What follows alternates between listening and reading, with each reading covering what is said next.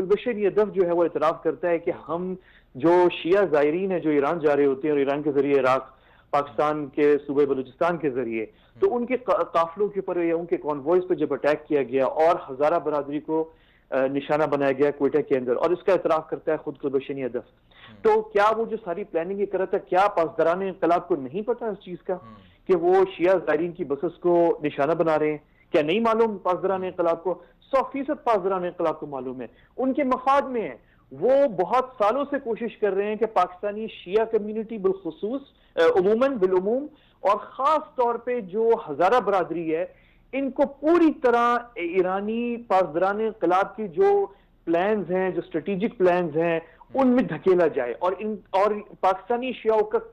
کل اعتماد جو ہے وہ پاسداران انقلاب پہ ہو جائے۔ اور آپ کو پتہ ہے شیعہ مکتب فکر جو فقہ جعفری مکتب فکر ہے، اس میں بھی بہت سارے مدارس ہیں، اس میں بھی بہت سارے مکاتب فکر ہیں، سارے جو ہیں وہ متفق نہیں ہیں پاسداران انقلاب یا ایرانی حکومت کے نقطہ نظر سے، اور بہت سے ایسے لوگ ہیں جو ان کے ساتھ نہیں چلنا چاہتے۔ لیکن آپ کو پتہ ہے کہ دہشت گردی کر کے، دھمکیاں دے کے، اور تیل کا پیسہ جو پاسداران انقلاب کے پاس ہے، ان تینوں چیزوں کے ذریعے دھکیلا گیا بہت سارے غیر ایرانی شیعوں کو کہ وہ پاسداران انقلاب کے گود میں آ کے بیٹھیں۔ اور پاکستان کے اندر کیونکہ تعلیم تھی، پاکستان کے اندر کیونکہ پاکستان جو ہے ایک بڑا اوپن ملک رہا ہے، تو پاکستانی شیعہ جو ہے بآسانی بہت سارے لوگ جذبات میں اور اپنی مذہب کے اس اعتبار سے ایرانی انقلاب کی طرف گئے۔ اور آپ کو تو پتہ ہے کہ صرف یعنی کہ شیعہ نہیں بلکہ بہت سارے پاکستانی دوسرے مکاتب فکر کے جو پاکستانی ہیں جو فقہ جعفریہ کو فالو نہیں کرتے، دوسرے مکاتب فکر، وہ بھی ایرانی انقلاب کی طرف جھکاؤ ہوا۔ لیکن